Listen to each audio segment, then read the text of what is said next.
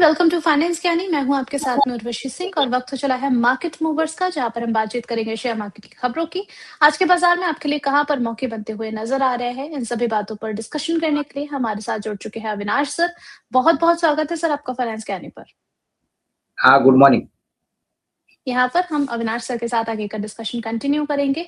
उससे पहले आप सभी लोगों के लिए पोल पर जो क्वेश्चन लगाया गया है, तो जब आप अपने सवालों को पूछने के लिए जा रहे हैं तो वोट जरूर कीजिएगा। इस सेशन के लास्ट में हम सर से भी समझेंगे कि उनका नजरिया आपकी वोटिंग रिजल्ट्स पर क्या है।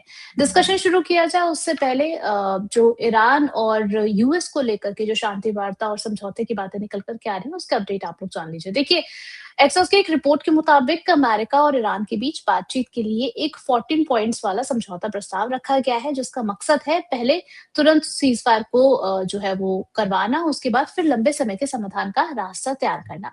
और अगर ये डील लागू होती है तो 30 दिनों तक दोनों देशों के बीच एक बड़ी बातचीत चलेगी और इस दौरान ईरान को अपने न्यूक्लियर प्रोग्राम्स पर रोक लगानी होगी। बदले में अमेरिका ईरान पर लगे सख्त आर्थिक प्रतिबंध हटाएगा और फ्रीज की गई ईरानी संपत्तियों को रिलीज करने की प्रक्रिया भी शुरू करेगा। इसके साथ साथ स्ट्रेट ऑफ हॉर्मुज के तनाव कम करने और जितने भी व्यापारिक जहाजों की आवाजाही उसको आसान बनाने पर भी सहमति बनाई जाएगी। तो कुछ इंपॉर्टेंट पॉइंटर्स हैं, कुछ इंपॉर्टेंट सिनेरियोज हैं जो ग्लोबल लेवल पर हमें देखने को मिल सकते हैं और इसका असर हम मार्केट पर किस तरीके से देखेंगे, इस बारे में हम चर्चा करेंगे अविनाश सर के साथ। सर, जो समझौते की बात चल रही है उस पर आपका क्या टेक है? नहीं, बिल्कुल देखिए, सीज़ फायर की जो बात हुई है, इससे कल ही बाज़ार में एक अच्छा अप ट्रेंड आपको देखने को मिला।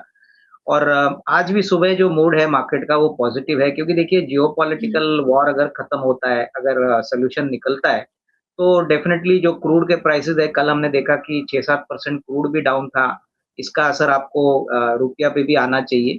तो कहीं न कहीं मार्केट को उम्मीद है कि ये अगले हफ्ते तक अगर फाइनल होता है, तो मार्केट को ये जो पॉज़िटिविटी आप देख रहे हैं, वो डेफ़िनेटली हुँ, आगे भी चलेगी और उसी कारण से कल तेज़ी थी। आज भी मुझे लगता है मार्केट फर्स्ट सेशन में तो पॉज़िटिव ही ओपन होगा। लेकिन क्लियरली मुझे लगता है कि जो नतीजे भी आ गए हैं, नतीजे भी काफ़ी उम्मीद से बेहतर आ गए हैं। इनफैक्ट मैं कल बजाज ऑटो के नंबर देख रहा था, बहुत ही जी। बेहतरीन नंबर बायबैक भी अनाउंस किया है।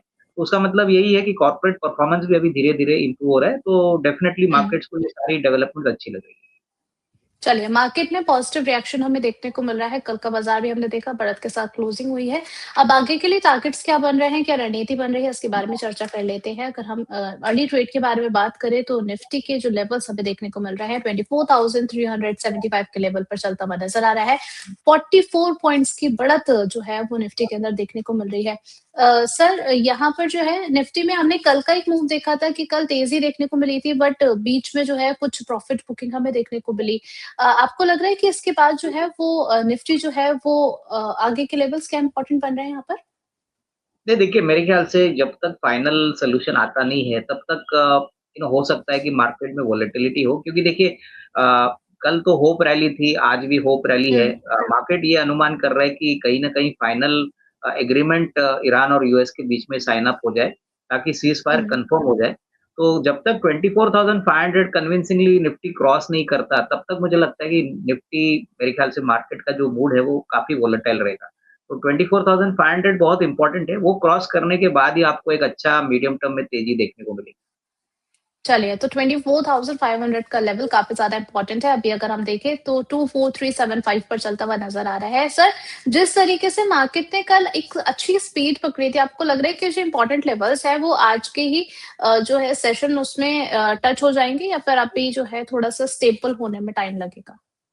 नहीं, जैसे मैंने कहा आपको कि देखिए नतीजों का सीज़न चल रहा है, आज भी बहुत हुँ, बड़ी कंपनीज़ के नतीजे आने वाले हैं। तो कहीं न कहीं मार्केट स्टॉक स्पेसिफिक रवैया ज़्यादा अपना रहा है और जहाँ पे भी हुँ। नतीजे अच्छे हैं, जहाँ पे इंडेक्स हेवी स्टॉक्स है, वहाँ पे आपको अच्छा पॉजिटिव रुझान देखने को मिलेगा। तो मैं कहूँगा कि देखिए इंडेक्स तो तब बढ़ेगा जब फाइनली ये जियोपॉलिटिकल सिचुएशन में कन्फर्मेशन आएगा। बट स्टॉक स्पेसिफिक जहाँ पे भी कंपनीज़ के कॉन्फ्रेंस कॉल हो रहे हैं, कंपनी अच्छा हुँ। मैनेजमेंट आउटलुक दे रहा है, नतीजे अच्छे आ रहे हैं, तो वहाँ पे आपको स्टॉक स्पेसिफिक रवैया ही अपनाना चाहिए, क्योंकि अर्निंग्स के हिसाब से ही मार्केट आगे भी चलेगा। तो पहले तो स्टॉक स्पेसिफिक ही मेरे ख्याल से फ़ोकस में रहने वाला है। चलिए, कुछ स्टॉक्स के बारे में आगे चर्चा करेंगे, उससे पहले एक बैंक निफ्टी को लेकर के व्यू और समझ लेते हैं। 56,045 के लेवल पर ट्रेड हो रहा है। 64 पॉइंट्स की बढ़त यहाँ पर भी देखने को मिल रही है। बैंक निफ्टी में थोड़ी रिकवरी हमें देखने को मिली। अविनाश सर, आपका नज़रिया बैंक निफ्टी पर क्या है? देखिए, बैंक निफ्टी में भी पॉज़िटिव ही डायरेक्शन है।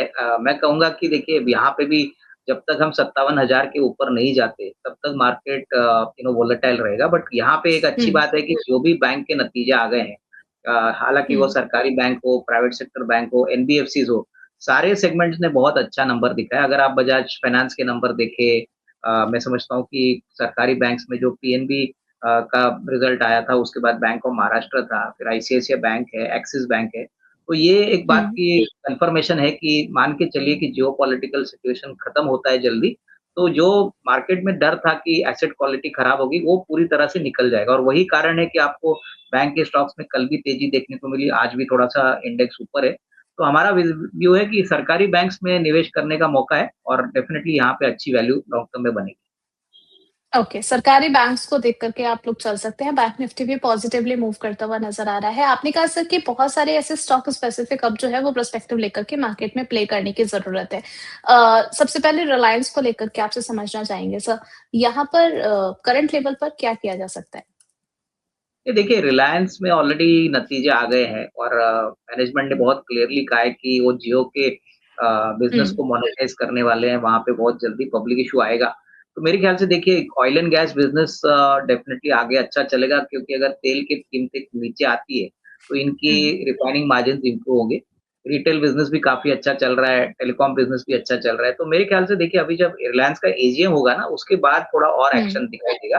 तो कहीं न कहीं मार्केट उम्मीद लगा के चल रहा है कि जियो का अगर बिज़नेस पब्लिक इश्यू के पॉइंट ऑफ व्यू से मोनेटाइज़ होता है, तो रिलायंस के लिए अच्छी बात रहेगी। करंट प्राइस पे जो भी खरीदना चाहे, वो मेरे ख्याल से कम साल भर का नज़रिया रख के यहाँ पे थोड़ी पोज़ीशन ऐड कर सकता है। चलिए ठीक है, तो यहाँ पर जो है रिलायंस को लेकर के आप इस नज़रिए के साथ आगे चल सकते हैं। यहाँ पर कई सारे क्वार्टर रिज़ल्ट्स भी आए हैं जैसे कि अभी सर ने आप लोगों को बताया भी था कि बजाज ऑटो के रिज़ल्ट्स जिस तरीके से निकल कर के आए थे। सर सबसे पहले तो बजाज ऑटो पर ही आपसे समझना चाहेंगे रिज़ल्ट्स हालाँकि पॉज़िटिव निकल कर के आए हैं। अभी रिज़ल्ट के बाद अगर किसी को यहाँ पर कुछ पोज़ीशन बनानी हो तो क्या किया जा सकता है? नहीं, मेरे ख्याल से देखिए रिज़ल्ट के बाद तो हम यही कहेंगे कि सेल ऑन न्यूज़ वाला मामला होता है। तो हो सकता है कि हुँ, अभी शेयर शायद इतना ना बढ़े, बट इन्होंने एक अच्छा बायबैक भी अनाउंस किया है। मेरे ख्याल से देखिए सबसे हुँ, अच्छी बात है कि ये जब बायबैक अनाउंस करते हैं तो कैश शेयर होल्डर को वापस करते हैं और इससे इनकी हुँ, आरओई, अर्निंग सब बढ़ती है। तो मुझे लगता है कि कहीं न कहीं अगर आपका नज़रिया कम से कम साल भर का है, तो डेफ़िनिटली एक एसआईपी अप्रोच में या थोड़ा-थोड़े टुकड़ों में आप खरीद लीजिए। क्योंकि टू व्हीलर सेक्टर में मुझे लगता है कि काफ़ी अच्छी ग्रोथ आने वाले कम से कम साल भर के लिए भी रहेगी। हालाँकि देखिए मानसून का फ़ोरकास्ट थोड़ा वीक है, बट मैं अभी भी हुँ। कहूँगा कि जिस प्रकार के नंबर्स बजाज ऑटो ने कल हीरो मोटर ने डिक्लेयर किए थे, नंबर्स डेफिनिटली वॉल्यूम ग्रोथ अच्छा होगा, ऐसी ही पॉसिबिलिटी लग रही है। ओके सर बजाज ऑटो को लेकर के एक आर्टिकल हम भी पढ़ रहे थे उसमें ये मेंशन था कि मिडिल ईस्ट वॉर की वजह से जो है वो टू व्हीलर्स की जो सेल्स है उसमें कुछ गिरावट हमें देखने को मिली है बट अगर हम कंपैरिजन करें ईवी से तो वहां पर जो है कुछ जो है सेल्स में और उसकी डिमांड में बढ़त हमें देखने को मिली है इसका जो इम्पैक्ट है वो किस तरीके से आप देख रहे हैं फॉर अ लॉन्ग टर्म ये देखिए, जैसे मैंने कहा कि यूएई का मिडल ईस्ट का प्रॉब्लम सॉर्ट आउट होता है, वॉर अगर खत्म होती है, तो मेरे ख्याल से हम्म वापस it will be back to business as usual. तो मुझे नहीं लगता है कि ऐसा कोई प्रॉब्लम है। हालाँकि देखिए थोड़ा बहुत तो प्रेशर एक्सपेक्टेड था। वॉर हम्म 28 फरवरी को शुरू हुआ, तो उसका मतलब कम से कम 1 महीने का तो इम्पैक्ट आपको नंबर में देखने को मिला। बट अभी हम्म अगर मान के चलिए हफ्ते भर में ये वॉर की सिचुएशन खत्म होती है, तो मेरे ख्याल से बजाज ऑटो के लिए दिक्कत नहीं रहेगी और इलेक्ट्रिक व्हीकल्स के ऊपर तो इनका काफ़ी बड़ा फ़ोकस है। तो ये डेफ़िनेटली अच्छी बात है कि ईवी के सेल्स बढ़े और मार्केट भी हम्म ईवीज़ के लिए काफ़ी अच्छा बढ़ रहा है। तो नेट-नेट मुझे लगता है कि ओवरऑल आउटलुक जो है अगले 12 महीने का बजाज ऑटो के लिए सारे टू व्हीलर कंपनीज़ के लिए काफ़ी पॉज़िटिव लग रहा है। चलिए ठीक है। नेक्स्ट हम बात कर लेते हैं ब्लू स्टार के बारे में 1755 के लेवल पर ट्रेड हो रहा है, 2.5% से ज़्यादा की गिरावट है। क्वार्टर रिजल्ट्स की बात करें तो स्ट्रॉन्ग परफॉर्मेंस इसमें देखने को मिली है, प्रॉफिट में 17% की बढ़त देखने को मिली है। रेवेन्यू में एक स्लाइट जो है वो गिरावट देखने को मिली है और ये इस गिरावट के साथ में 4072 करोड़ पर रहा है। साथ में बात करें जिस तरीके से समर डिमांड में एसी की एक स्ट्रॉन्ग सेगमेंट की हमें सेल्स में भी बढ़त देखने को मिली है। सर ब्लू स्टार पर आपका नज़रिया? देखिए, ब्लू स्टार में मुझे लगता है कि जनवरी टू मार्च का क्वार्टर शायद टॉप लाइन के पॉइंट ऑफ व्यू से इतना अच्छा ना हो, लेकिन अप्रैल टू जून का जो क्वार्टर है, वहाँ पे एक्सपेक्टेड है कि समर बहुत तेज़ी से आया है, तो इसका बेनिफिट इनको ज़रूर मिलेगा। और रही बात देखिए वैल्यूएशंस की बात करें तो ब्लू स्टार का वैल्यूएशन सस्ता नहीं है, फेयर टू एक्सपेंसिव है। हुँ, जो 17% की ग्रोथ है वो ऑलरेडी प्राइस में थोड़ी बहुत फैक्टर्ड ऑलरेडी थी, तो इसीलिए शायद नतीजे आने के बाद वो स्टॉक इतना जल्दी भागा नहीं है। तो हमारा मानना है कि देखिए जो लंबी अवधि के लिए खरीदना चाहते हैं, थोड़ा-सा और अगर स्टॉक करेक्ट होता है, तो इसमें ज़रूर एक छोटी पोज़ीशंस आप बनाएँ। बट डेफ़िनेटली हमको लगता है कि ये कंपनी आने वाले साल में बिकॉज़ समर सीज़न बहुत ही हुँ। बेटर है compared to last year. Definitely आपको एक रीज़नेबल रिस्क रिवार्ड 15-16% की अपसाइड साल भर में दे सकता है। चलिए ठीक है, तो यहाँ पर इस नज़रिए को आप देख कर के चल सकते हैं ब्लू स्टार के लिए। नेक्स्ट हम बात कर लेते हैं गोदरेज कंज्यूमर प्रोडक्ट्स के, इनके भी क्वार्टर 4 के रिजल्ट्स आए हैं। रिजल्ट्स काफ़ी मिले-जुले कंपनी ने रिपोर्ट किए हैं। प्रॉफिट में लगभग 10% की बढ़त हमें देखने को मिली है। रेवेन्यू में भी 11% का जंप है। रूरल डिमांड को अगर हम देखें तो वहाँ पर कुछ रिकवरी होते हुए नज़र आई है और एफएमसीजी सेगमेंट जो है वो कंपनी की ग्रोथ को सपोर्ट करता हुआ नज़र आ रहा है। गोदरेज कंज्यूमर्स के शेयर की अगर बात करें तो 1043 के लेवल पर ट्रेड हो रहा है। सर इसमें 4.5% से ज़्यादा की गिरावट है। आपसे समझना चाहेंगे सर गोदरेज कंज्यूमर में क्या कोई ट्रेड किया जा सकता है या फिर अभी अवॉइड करें? नहीं, मेरे ख़्याल से देखिए जो भी एफएमसीजी कंपनियाँ आई है, अगर आप हिंदुस्तान लीवर को छोड़ दें, तो नंबर्स हुँ, मिले-जुले ही है। आई थिंक मरीको के नंबर्स भी आए थे, तो मार्केट को शायद हुँ, इतने पसंद नहीं आए। तो यही है कि देखिए 10% का प्रॉफिट ग्रोथ से मार्केट खुश नहीं होने वाला है। मार्केट थोड़ा-सा हुँ, ज़्यादा एक्सपेक्टेशन रखेगी और अप्रैल टू जून में लग तो रहा है कि बारिश अगर अच्छी है, अगर हुँ, जीएसटी के कट्स के कारण वॉल्यूम ग्रोथ भी बढ़ेगा, तो मुझे लगता है कि जिनके पास है वो होल्ड करें। फ्रेश खरीदारी आपको इमीडिएटली ना करना है क्योंकि देखिए इस बार तो आईएमडी ने कहा है कि बारिश कम होगी। तो बारिश का भी हुँ। इफ़ेक्ट कितना रूरल डिमांड पे आता है वो कहना अभी ऐज़ ऑफ नाउ मुश्किल है। बट कहीं न कहीं ये एक होल्ड है क्योंकि वैल्यूएशन के पॉइंट ऑफ व्यू से ये शेयर सस्ता नहीं है, फेयर टू एक्सपेंसिव है। तो फ्रेश खरीदारी मेरे ख्याल से थोड़ा-सा रुक के करिए, जिनके पास है वो होल्ड कर सकते हैं। पोज़ीशन को होल्ड करके चल सकते हैं, नए खरीदार यहाँ पर बनना चाह रहे हैं, तो थोड़ा-सा वेट करिए, थोड़ा-सा अवॉइड करके चलिए। नेक्स्ट हम बात कर लेते हैं ग्रीव्स कॉटन के बारे में, इनके भी क्वार्टर 4 के रिजल्ट्स देखे तो काफ़ी मिक्स्ड रहे हैं। कंपनी का नेट प्रॉफिट 6.3% बढ़ा है, जबकि अगर हम बात करें सबसे स्ट्रॉन्ग पॉइंट की, तो रेवेन्यू ग्रोथ में जो रेवेन्यू है उसमें एक अच्छी ग्रोथ देखने को मिली है, 21.5% का जंप इसमें देखने को मिला है। कंपनी लगातार ईवी और इंजीनियरिंग बिज़नेस को एक्सपेंड करने पर काम कर रही है। सर ग्रीव्स कॉटन अगर हम देखें तो इसमें आज 170 के लेवल पर ट्रेड हो रहा है, 1.5% से ज़्यादा की गिरावट है। आपका नज़रिया इस काउंटर पर क्या है? नहीं, ये भी मेरे ख्याल से ज़्यादातर एक मार्केट परफॉर्मर ही रहेगा क्योंकि देखिए 5-6% का प्रॉफिट ग्रोथ से मार्केट में कोई बड़ा उत्साह आने वाला नहीं है और सबसे बड़ी बात देखिए रेवेन्यू काफ़ी बढ़ा है लेकिन प्रॉफिट काफ़ी हुँ, कम ग्रोथ से बढ़ा है। जी। तो मुझे लगता है कि एक अप्रैल टू जून का क्वार्टर जाने दीजिए क्योंकि देखिए इनका भी बिज़नेस मेरे ख्याल से कमर्शियल व्हीकल फिर उसके बाद जो पैसेंजर कार्स है, टू व्हीलर्स है, इनको वो इंजन सप्लाई करते हैं। प्लस इलेक्ट्रिक व्हीकल बिज़नेस में अभी भी मार्केट काफ़ी कॉम्पिटिटिव है, ऐसा नहीं कि मार्केट में प्रॉफिटेबिलिटी सबकी अच्छी है। तो मैं कहूँगा कि हुँ। 1-2 क्वार्टर वेट करिए डेफ़िनेटली जिनको लंबी अवधि के लिए खरीदना है अच्छा प्राइस है, बट इमीडिएटली नियर टर्म में कोई ट्रिगर नहीं है, तो हो सकता है 1-2 क्वार्टर के लिए स्टॉक एक छोटी रेंज में ही घूमे। चलिए ठीक है, तो यहाँ पर जो है ग्रीव कॉटन एक रेंज में दिखाई दे सकता है, तो उस अकॉर्डिंग आप अपने अगर पोज़ीशन है तो उसको देख कर के चल सकते हैं और आगे की रणनीति सेट कर सकते हैं। आगे कुछ और स्टॉक्स के बारे में बात करेंगे, उससे पहले अपने दर्शकों के कुछ सवाल ले लेते हैं। यहाँ पर सबसे पहले आज निफ्टी कैसा रहेगा? सर ने इस बात को लेकर के ओवरव्यू पहले ही शेयर कर दिया है अनूप तिवारी जी, तो आप उसको प्लीज़ सुन सकते हैं। नेक्स्ट यहाँ पर सर क्वेश्चन आया है सम्मान कैपिटल को लेकर के। यहाँ पर इनकी बाइंग प्राइस 143 की है, आपका नज़रिया इस पर क्या है? नहीं देखिए सम्मान कैपिटल जो मैं समझता हूँ पहले इंडिया बुल्स था, अगर आपका नज़रिया कम से कम साल डेढ़ साल का है, तो ही आप पोज़ीशंस होल्ड करिए क्योंकि देखिए अभी यहाँ पे मैनेजमेंट चेंज हो चुका है और यहाँ पे जो हुँ, फॉरेन एमएनसी पार्टनर आया है, बहुत ही तगड़ा है।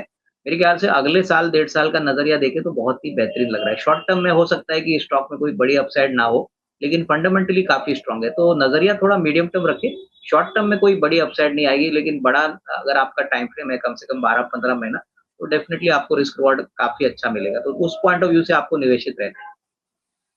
चलिए ठीक है। सुनीता जी का क्वेश्चन आया है वेदांता को लेकर के, इसमें क्या कर सकते हैं करंट लेवल पर? 312 के लेवल पर ट्रेड हो रहा है सर। क्या वेदांता में सर अभी अगर किसी को नई खरीदारी करनी है तो अभी वेट करके चलें या करंट लेवल पर भी कर सकते हैं शॉर्ट टू मीडियम टर्म के लिए? देखिए, वेदांता में तो अभी ये जो शेयर आपको दिख रहा है वो बेसिकली हुँ, डीमर्ज्ड एंटिटी के बाद है, यानी 5 जी। अलग-अलग कंपनीज़ के शेयर्स अभी लिस्ट होंगे, तो इसमें इनका कॉपर बिज़नेस है और बाकी सारी हुँ, कंपनीज़ में इक्विटी स्टेक्स है, तो अभी ये होल्डिंग कंपनी बनेगी। तो आपका हुँ। नज़रिया अगर थोड़ा मीडियम टर्म है, अगर लंबे निवेश के लिए आप तैयार हैं, तो ही आप इसमें निवेश करिए क्योंकि नॉर्मली क्या होता है कि होल्डिंग कंपनी को एक डिस्काउंट मिलता है। तो वो हिसाब से मुझे लगता है कि मीडियम टू लॉन्ग टर्म के लिए अच्छा है अगर आप 300 के करीब खरीदते हो, लेकिन नज़रिया कम से कम 12-18 महीने का रखिए। चलिए ठीक है, तो 12 टू 18 मंथ्स का जो है वो आप टाइम होराइज़न लेकर के इस काउंटर को देख सकते हैं। आगे बढ़ेंगे यहाँ पर सिद्धार्थ शर्मा जी हैं पूछना चाह रहे हैं सर अगर हम इस वीक की बात करें तो आज का तो गुज़र जाएगा दिन। कल के दिन में क्या हमें 23,800 आता हुआ नज़र आ सकता है? ये इनका क्वेश्चन है। देखिए, अगर ट्रम्प साहब ने कुछ नेगेटिव बोला या ये एग्रीमेंट नहीं हुआ, तो हुँ, रातों-रात मेरे ख़्याल से 24,000 का भी लेवल टूट सकता है। बट मुझे लगता है कि देखिए अभी एटलीस्ट जो माहौल बना है, ऐसा लग नहीं रहा है कि अमेरिका वॉर चाहती है क्योंकि हुँ, मिड टर्म इलेक्शंस है वहाँ पे भी तो इलेक्शन जी। और क्लियरली आई थिंक ईरान के लिए भी कंडीशन बहुत ही ख़राब है। तो आई थिंक ये वेट एंड हुँ, वॉच करने वाला मामला है। ऐसा कोई कन्फर्मेशन तो दे नहीं सकता, लेकिन ये एक बात है कि मान हुँ। के चलिए ये हफ्ते 10 दिन में ये जियोपॉलिटिकल वॉर खत्म नहीं होता है, सॉल्यूशन नहीं निकलता है, तो वापस मार्केट थोड़ा-सा नेगेटिव बायस ज़रूर दिखाएगा। चलिए, जब ये वॉर सिचुएशन शुरू हुई थी तब डोनाल्ड ट्रम्प ने कहा था कि ज़्यादा समय की बात नहीं है, 2-4 हफ्ते में जो है वॉर सिचुएशन जो है वो वाइंड अप होती हुई नज़र आएगी। लेकिन अब हम जो है वो 10th वीक में एंटर कर चुके हैं और अभी तक जो है वो सिचुएशन एस्केलेट ही होती हुई नज़र आ रही है। अब आगे क्या हो रहा है, ये मार्केट वेट एंड वॉच कर रहा है। आगे के लिए अशोका लेलैंड को लेकर के क्वेश्चन आया सर ताजुद्दीन जी का पूछना चाह रहे हैं कि क्या एंट्री लेवल्स बन रहे हैं इसमें? नहीं देखिए इवन करंट लेवल पे कोई खरीदना चाहे तो मैं समझता हूँ कि सीवी साइकिल अभी बहुत मजबूती से चल रही है और मुझे लगता है कि आने वाला साल दैट इज़ 27 जो है 26-27 ये सारे हुँ, कंपनीज़ के लिए बहुत बढ़िया होगा। Not only Ashok Leyland, Tata Motors मेरे ख्याल से आइशर ये सारे प्लेयर्स बेनिफिट करेंगे। एक तो गवर्नमेंट ने बजट में इंफ्रास्ट्रक्चर के ऊपर काफ़ी खर्चा करने की बात की है, प्राइवेट कैपेक्स भी बढ़ रहा है हुँ। और अगर कॉर्पोरेट सेक्टर ठीक-ठाक चलता है तो मेरे ख्याल से सीवी डिमांड बढ़ेगी प्लस अशोक लेलैंड डिफेंस में भी काम करता है।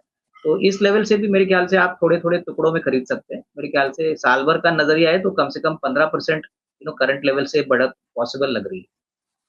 चलिए, ठीक है, नेक्स्ट यहाँ पर एक और हमारे दर्शक हैं, उनका सवाल आया है सर अ, टीएफसीआईएल को लेकर के 200 शेयर्स हैं इनके पोर्टफोलियो में सर 83 पर चल रहा है और 3.5% की अपसाइड इसमें देखने को मिल रही है। यहाँ पर क्या पोज़ीशन को होल्ड करके चलना है? हाँ, यहाँ पे पोज़ीशन होल्ड करिए क्योंकि देखिए ये कंपनी जो है ये ट्रैवल फाइनेंस कॉर्पोरेशन इंडिया है और इसमें ऑलरेडी बड़ी तेज़ी ऑलरेडी हो चुकी है। तो मुझे लगता है कि देखिए हुँ, हालाँकि आउटलुक तो पॉज़िटिव है क्योंकि ओवरऑल होटल सेक्टर को ये फंडिंग करती है, आउटलुक तो पॉज़िटिव ही लग रहा है लेकिन इस लेवल से इमीडिएटली अगर आप एंटर करते हो, तो ऑलरेडी निचले लेवल से स्टॉक काफ़ी चला है। तो मैं कहूँगा कि थोड़ा-सा डिप को वेट करिए, थोड़ा-सा अगर प्राइस करेक्ट होता है, तो वहाँ पे शायद एंट्री पॉइंट अच्छी रहेगी। अभी फ़िलहाल जिनके पास है वो होल्ड करें। बट फ्रेश खरीदारी इमीडिएटली ना करें। फ्रेश खरीदारी तुरंत नहीं करनी है। चलिए ठीक है, नेक्स्ट यहाँ पर एक और सवाल आया है सर जिलेट इंडिया को लेकर के। 7800 पर इनके पास 40 शेयर्स हैं, 1 मंथ का इनका जो है वो नज़रिया है। 7920 पर चल रहा है, आपको लग रहा है कि इसमें बने रहना चाहिए इन्हें? देखिए, अगर इनका नज़रिया इतना शॉर्ट टर्म है, तो मैं कहूँगा कि हुँ, टुकड़ों-टुकड़ों में ये थोड़ा-सा पोज़ीशन को हल्का करें क्योंकि इन्होंने 7-800 में लिया है, अभी कुछ हुँ, 7900 चल रहा है। तो मैं कहूँगा कि देखिए अगर शॉर्ट टर्म नज़रिया है, तो आपको थोड़ा-थोड़ा करके मुनाफ़ा निकालना है क्योंकि कहीं न कहीं मार्केट देखो ऐसे एमएनसी कंपनीज़ में जब तक कोई पक्की खबर या कोई न्यूज़ ट्रिगर आता नहीं है, तब तक इसमें आपको कोई बड़ा इमीडिएट शॉर्ट टर्म में कोई ट्रिगर नहीं मिलेगा।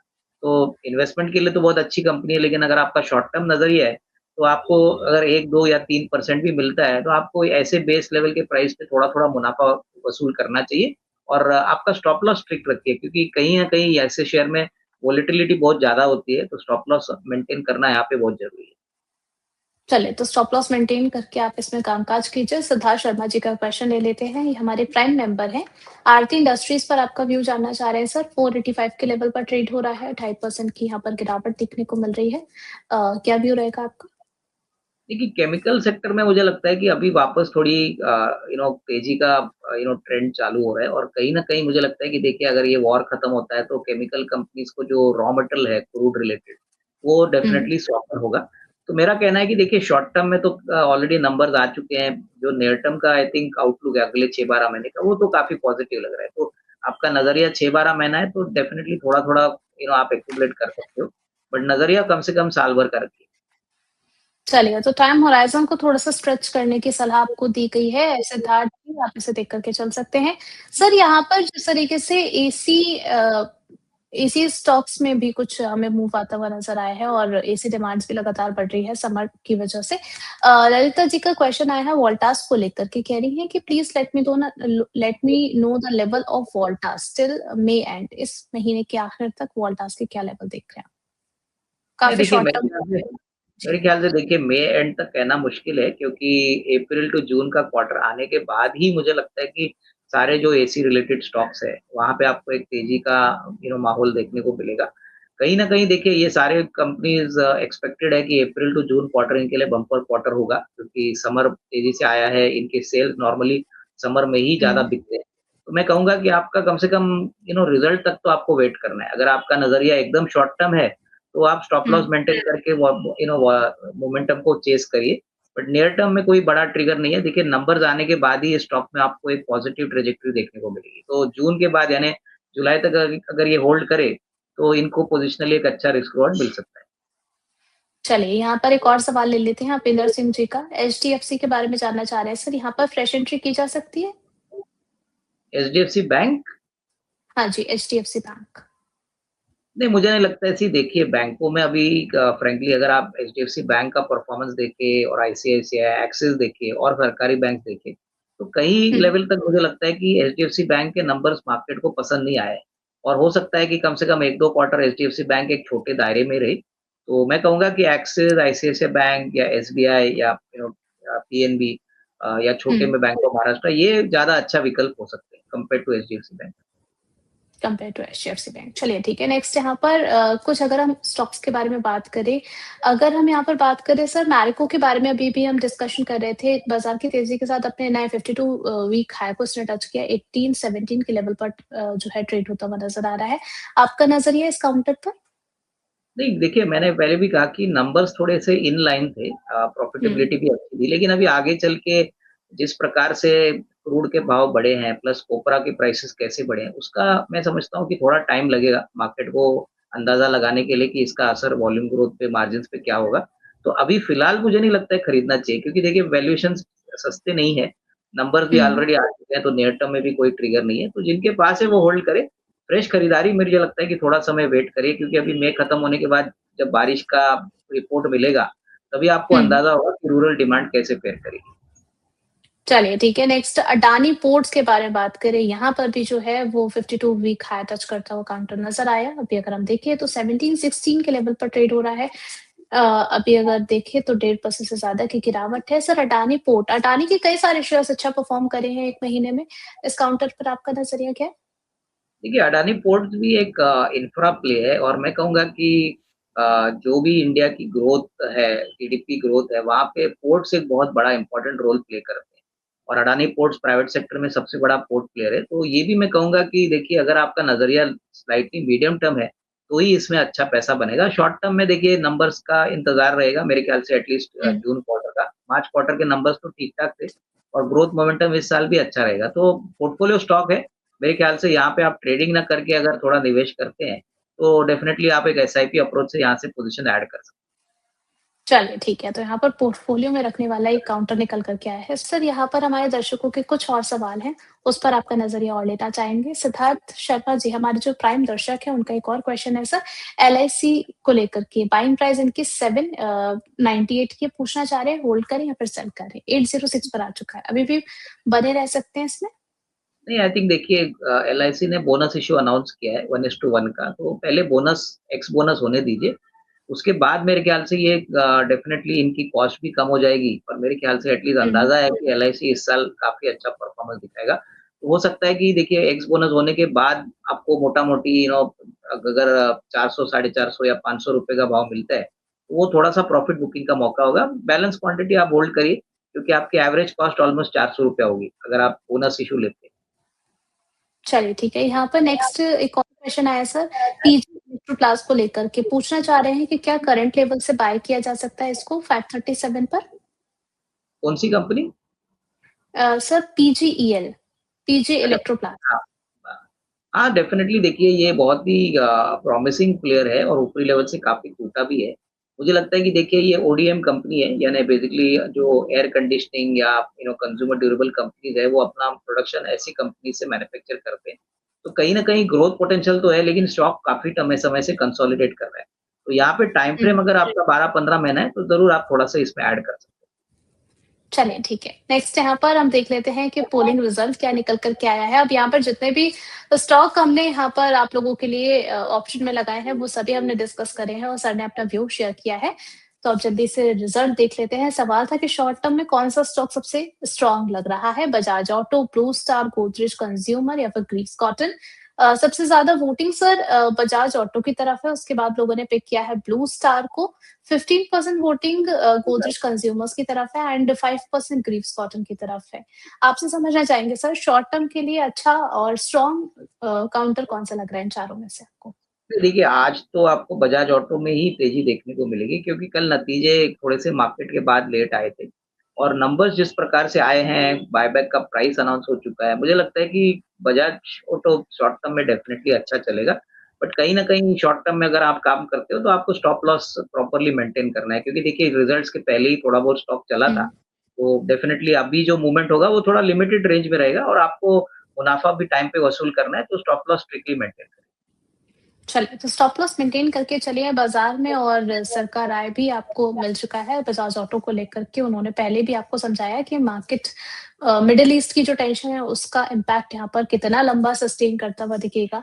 तो इन सभी फैक्टर्स को आप कंसीडर करके चल सकते हैं। Thank you so much Avinash sir हमारे साथ जुड़ने के लिए और हमारे सभी सवालों के जवाब देने के लिए। आपकी तरफ से सर डिस्क्लेमर रहेगा? हाँ, इनफैक्ट जो भी स्टॉक्स हमने आपके शो पे बताए, हो सकता है कि हमारे क्लाइंट को हमने वही स्टॉक्स बताए। पर्सनल लेवल पे मेरी कोई पोज़ीशन नहीं है।